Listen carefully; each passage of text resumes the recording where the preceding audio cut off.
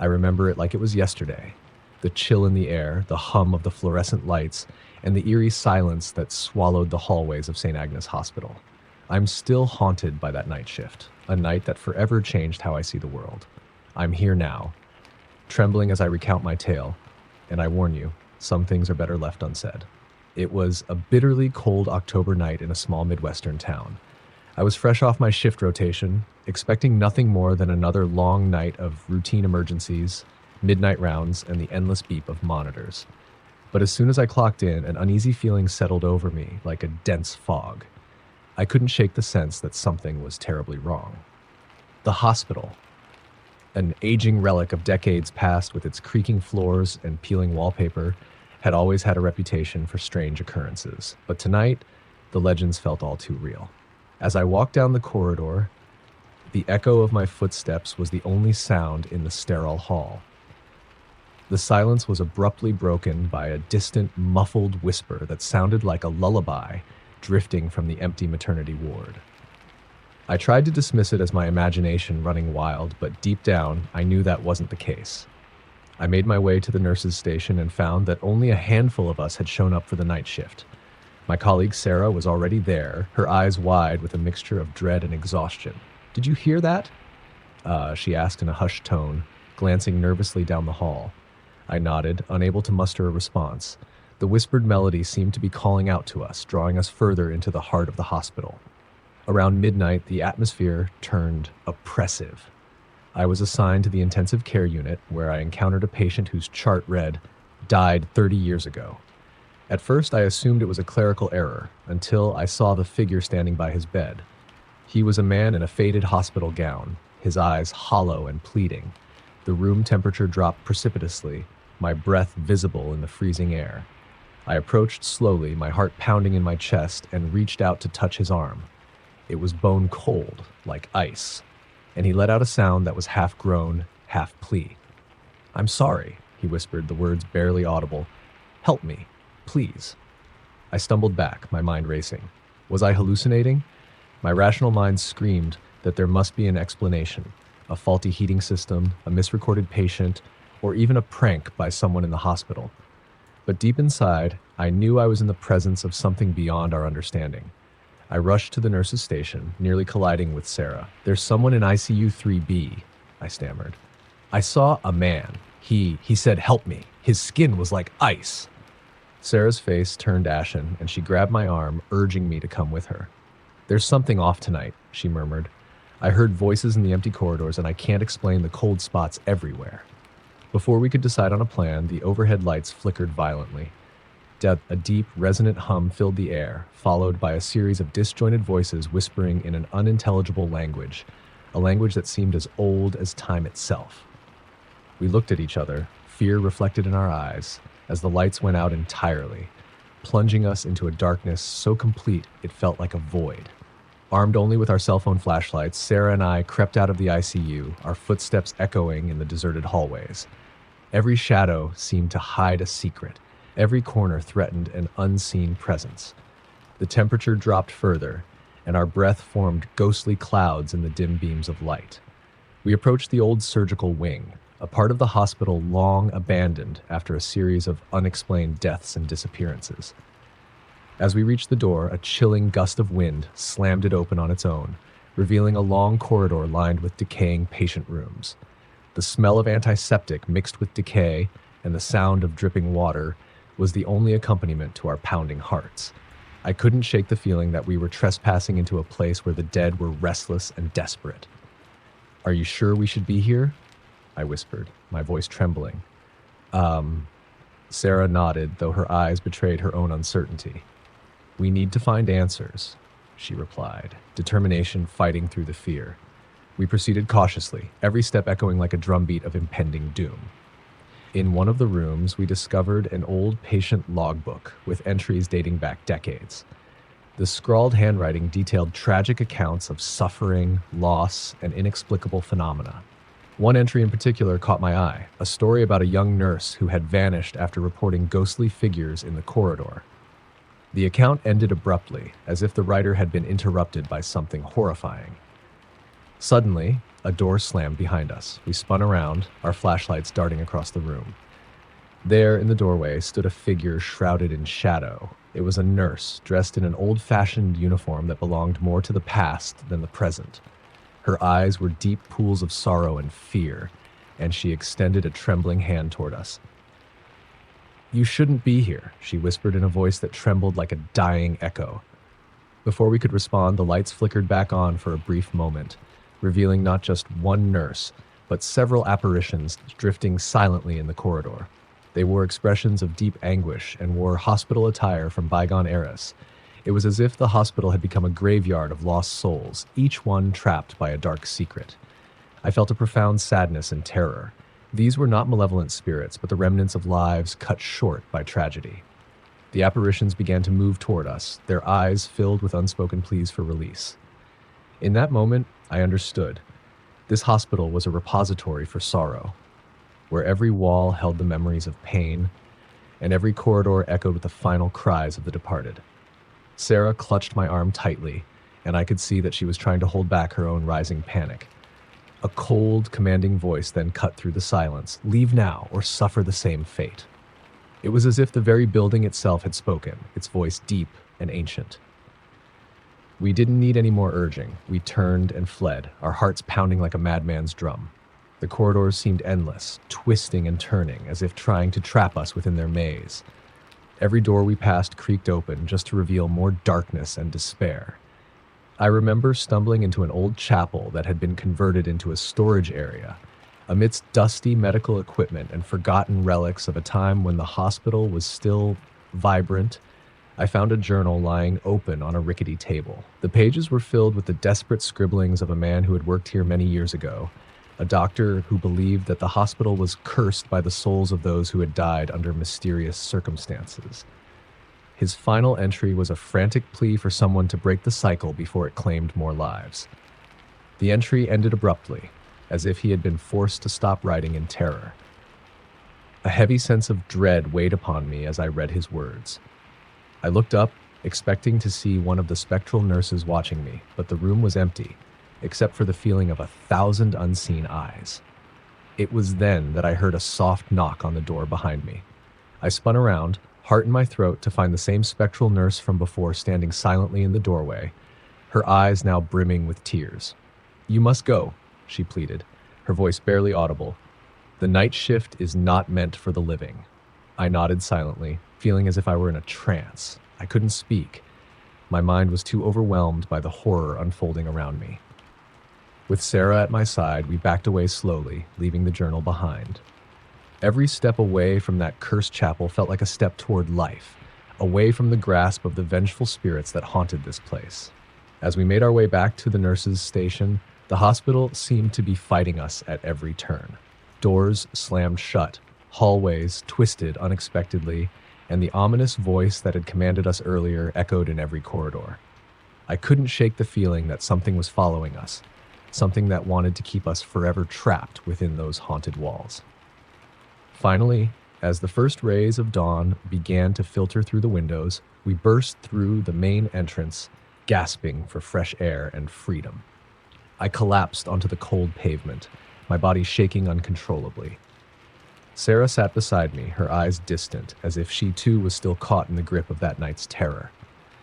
In the days that followed, I tried to rationalize what had happened, to find some logical explanation for the inexplicable. But every time I closed my eyes, I was transported back to that night. The icy touch of a long-dead patient, the sorrowful eyes of the spectral nurse, and the oppressive weight of centuries of pain that seemed to seep from the very walls of St. Agnes Hospital. I left that job soon after, unable to face another night shift in that cursed place. I've since come to understand that some things in this world defy reason and explanation. The hospital is now closed, but locals whisper about strange lights and voices coming from its abandoned corridors. Some even claim that on certain moonless nights you can see ghostly figures wandering its halls, forever trapped in a cycle of suffering and despair. I share my story not for pity, but as a warning. Sometimes the line between the living and the dead is thinner than we dare to imagine, and when you cross that line, there is no going back. The spirits of St. Agnes still linger, and they hunger for those who dare to disturb their eternal rest. I still wake up in cold sweats, the echoes of that cursed night reverberating in my mind. And though I'm now far away from that haunted place, I can never escape the memories of the ghostly figures that called me one of their own. Every night as I try to sleep, I hear that same chilling whisper urging me to remember and to never forget the horrors of the night shift. Story number 2. I'll never forget that fateful night, a night that began like any other, yet unraveled into a terror beyond my wildest nightmares. I was a newly hired technician at Mercy Cross Hospital, a once grand facility now weathered by time and rumors. They said that something unexplainable roamed the halls during the night shift. I believed it was just hospital folklore, until that night when everything changed. The evening started unremarkably enough. I arrived for my shift, eager to prove myself in the maze of dimly lit corridors and antiquated machinery. Mercy Cross was built in the early 1900s, and its faded grandeur still clung to the walls. However, as the clock struck midnight, an unsettling chill swept over me. The hum of the fluorescent lights seemed to carry a mournful resonance, and every shadow appeared to stretch into an elongated, sinister form. I was assigned to the radiology department, a section of the hospital notorious for its creaking floors and outdated equipment. As I set up the imaging machines, I couldn't shake the feeling of being watched. It was as though the peeling wallpaper and dusty furniture whispered secrets of the past. I dismissed it as nerves. After all, I was new to the night shift and still haunted by all the ghost stories circulated among the staff. At around 1:15 a.m., while calibrating one of the old X-ray machines, I noticed something peculiar on the monitors. The images would occasionally glitch, and for a split second, I thought I saw a pale, blurred figure moving behind the patient table. I leaned in closer, heart pounding, only to find nothing but an empty room when I looked up. I told myself it was a trick of the light, or perhaps a malfunction with the equipment. But the unease was growing with every passing moment. The hospital's silence was abruptly shattered by the sound of hurried footsteps echoing in the hallway. I left my station, following the sound until I came upon a nurse named Angela. Her face was etched with fear and disbelief. "Did you see it?" she asked, her voice trembling. "I swear I saw something, in the supply closet. It looked like a man with hollow eyes." Angela's eyes darted around nervously, as if expecting the figure to materialize at any second. I tried to calm her down, but inside, my own fear was rising. Together, we ventured toward the supply closet located at the end of the corridor. The air grew inexplicably colder as we approached, our breaths visible in the weak light of our flashlights. When we reached the door, it was slightly ajar, as though inviting us in.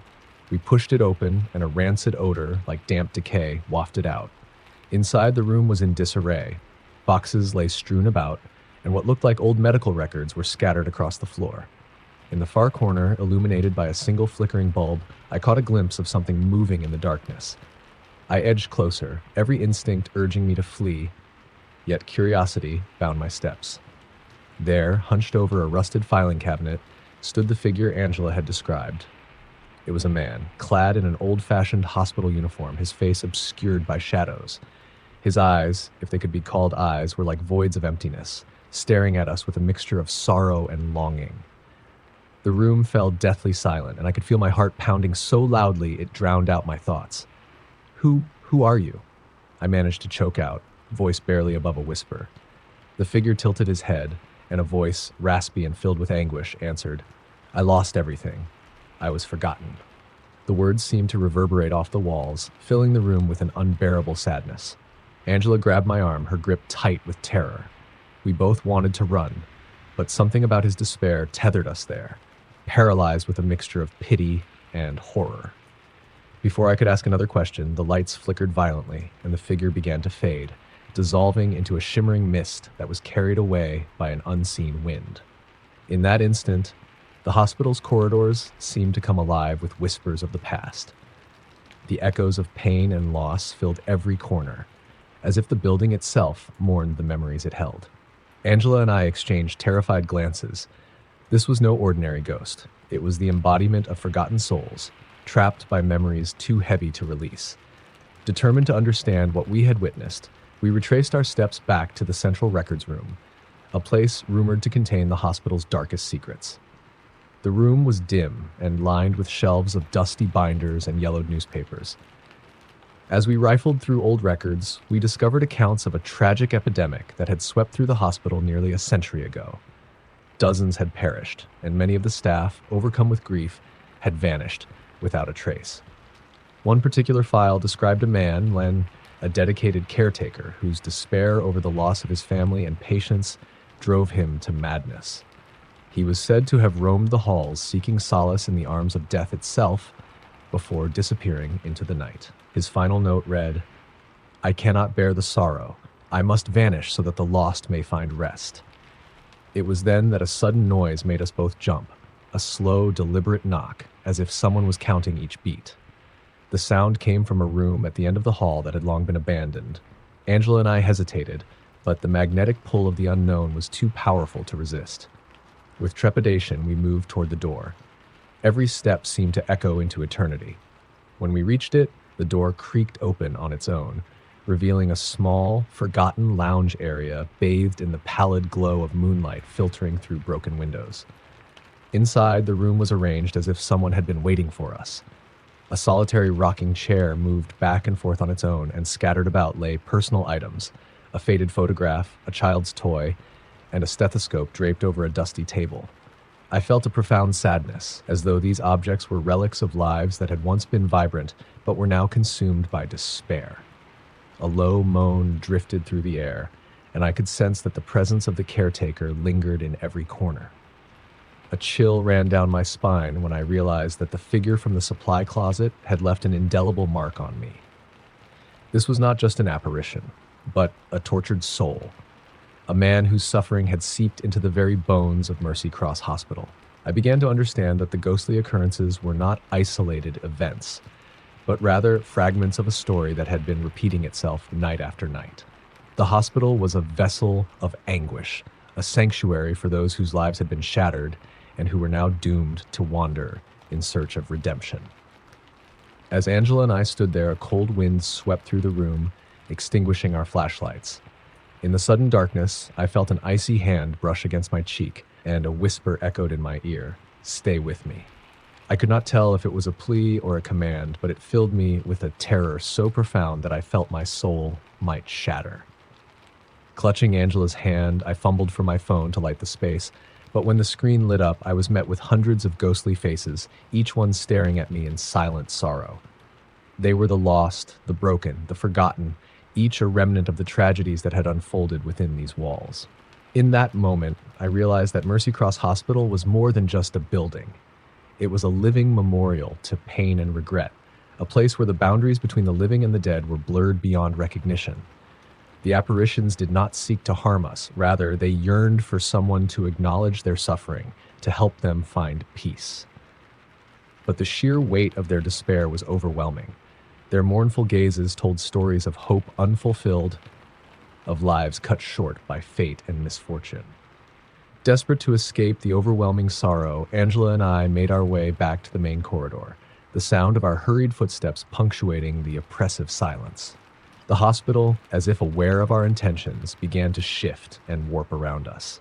Hallways that we had once known transformed into twisting passages lined with ghostly visages, each whispering secrets of the past. Doors slammed shut with a force that threatened to trap us forever, and the temperature dropped to bone-chilling lows.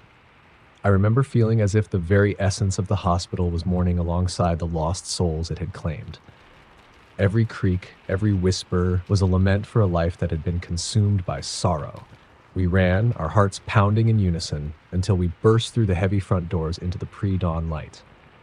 The cool night air was a stark contrast to the oppressive darkness we left behind, and we collapsed onto the cold pavement, gasping for breath as if surfacing from a deep, dark ocean.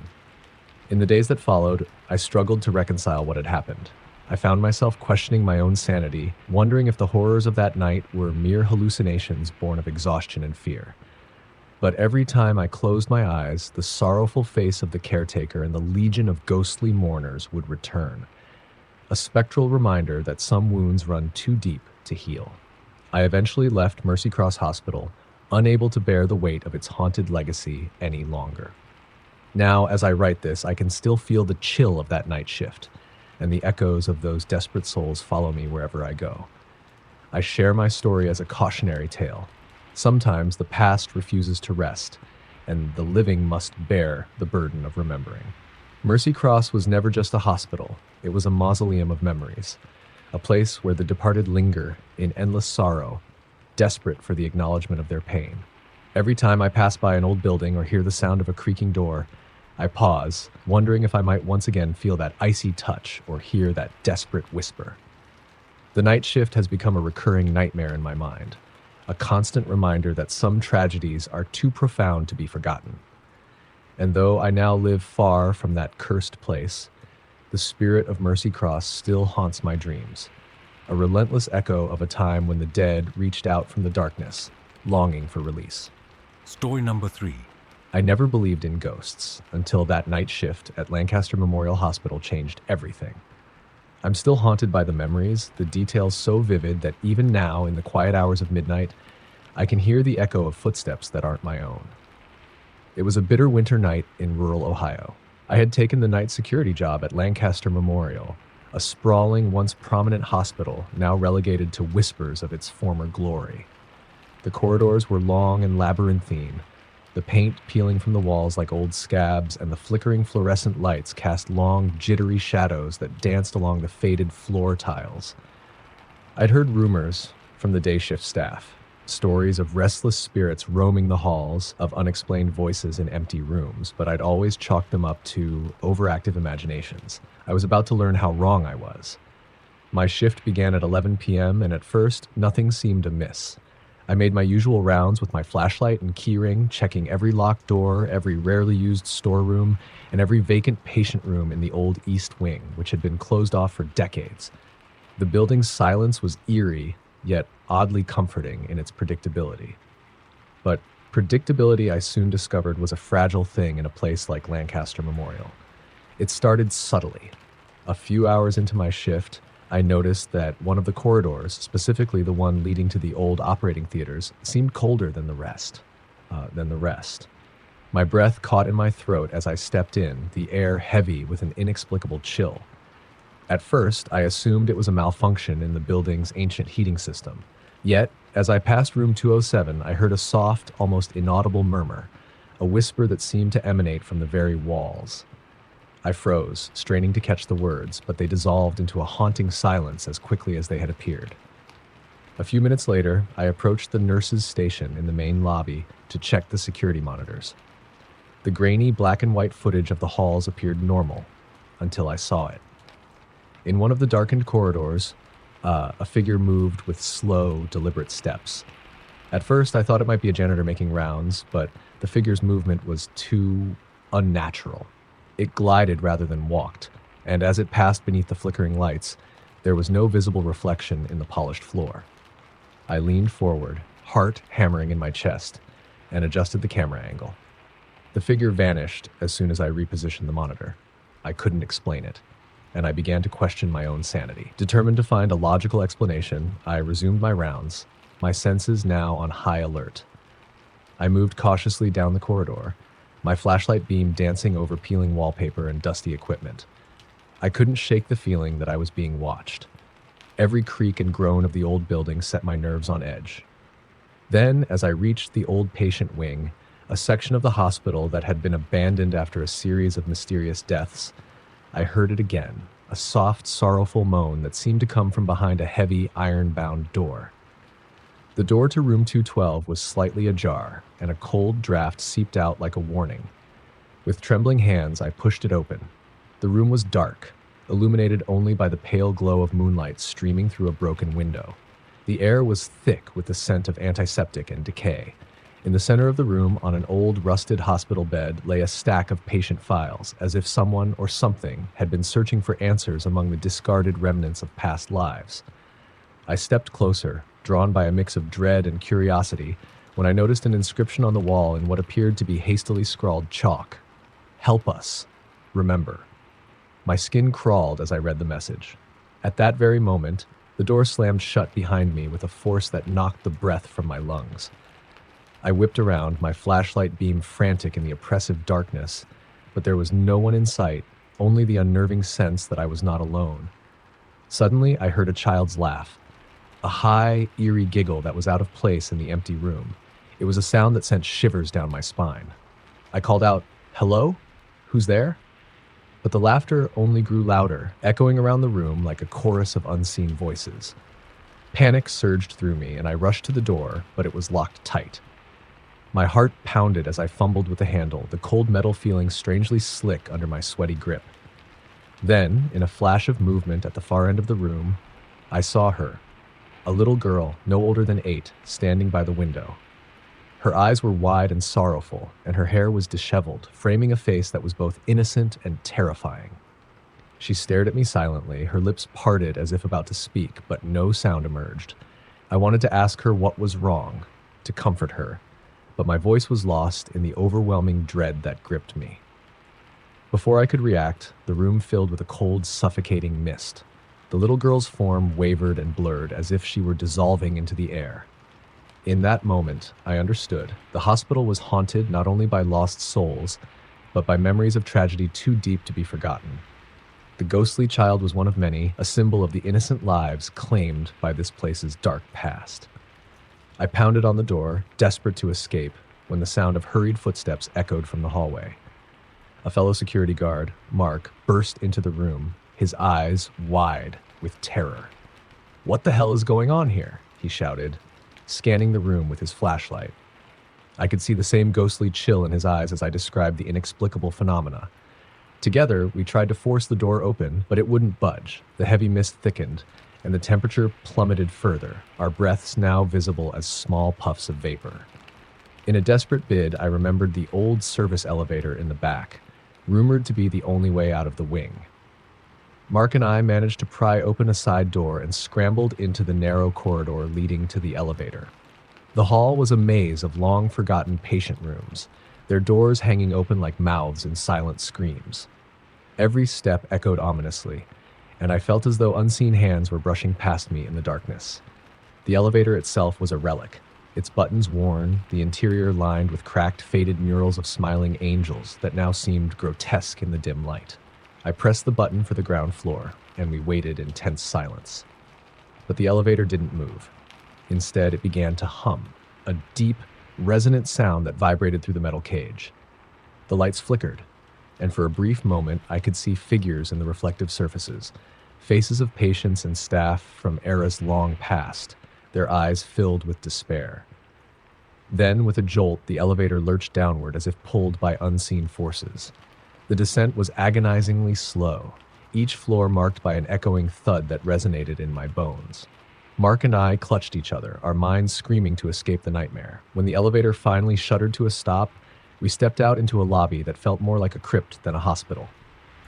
The front doors were locked, and a dense fog had settled over the area, obscuring the world outside. As we fumbled for our phones to call for help, a figure materialized in the center of the lobby.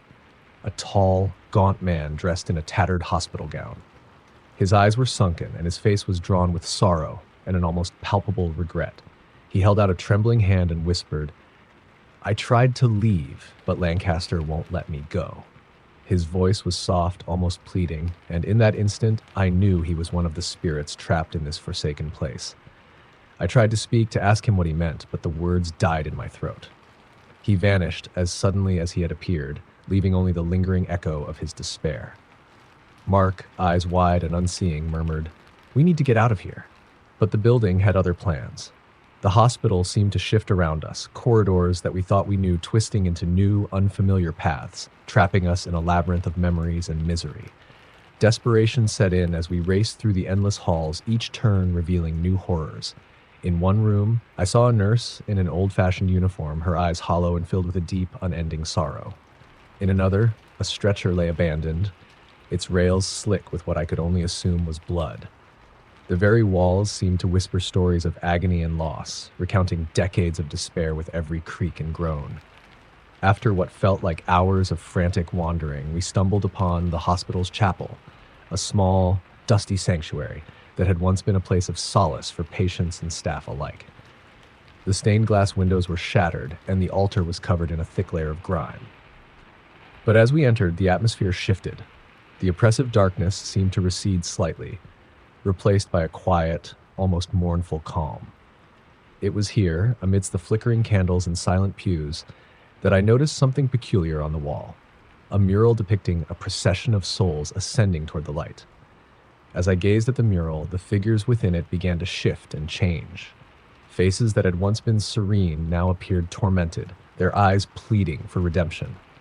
I could feel a weight on my chest, as if the sorrow of those lost souls was pressing down on me.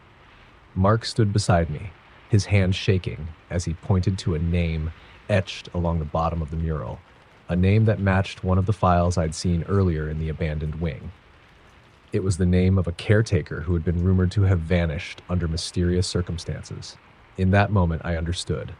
Lancaster Memorial wasn't just haunted by random spirits, it was a repository of grief and unfinished business. The souls trapped within its walls were desperate for someone to acknowledge their pain, to help them find the peace they had been denied in life. The ghostly child, the gaunt man, the sorrowful nurse, they were all part of a larger tragic tapestry of loss. Determined to break the cycle, I and Mark began searching for clues, old patient records, forgotten diaries, anything that might shed light on the hospital's grim past. In a dusty storage room behind the chapel, I found a leather-bound journal that belonged to the long-missing caretaker. His entries were a chronicle of despair, accounts of patients who had been ignored, of treatments that went horribly wrong, and of a mounting sense of guilt that had consumed him until he too became just another restless soul wandering the corridors. His final entry was a plea for forgiveness, a desperate hope that someone would remember and in doing so, set the trapped spirits free. Before we could digest what we discovered, the lights in the chapel flickered one last time, and a cold wind swept through the room. The mural on the wall shimmered, and I swear I saw the caretaker's spirit, face contorted in anguish, reaching out as if to implore us to continue his mission. With no other choice, Mark and I vowed to honor his memory and share the truth of Lancaster Memorial's tragic history. We would tell the story of the forgotten souls trapped within its walls, hoping that by doing so, we might finally bring them the peace they so desperately sought. As dawn began to break outside, the oppressive hold of the hospital seemed to lift ever so slightly. We managed to force open the front doors and stepped out into the cold, gray light of early morning. The fog had cleared, and the hospital loomed behind us, a silent monument to untold suffering and lost hope. I knew that I would never forget that night, the horrors I had witnessed, or the voices that whispered in the dark. They were forever etched into my soul, a reminder that some places are not meant for the living, and that the past never truly dies. Even now, years later, I sometimes hear faint echoes of those night shifts, a child's laugh, a sorrowful plea, a whisper urging me to remember. I share my story not just as a warning, but as a testament to the power of memory and the enduring grip of grief. Lancaster Memorial Hospital remains a chilling relic of our past, a place where the dead still wander and the living are forever changed by the echoes of what once was.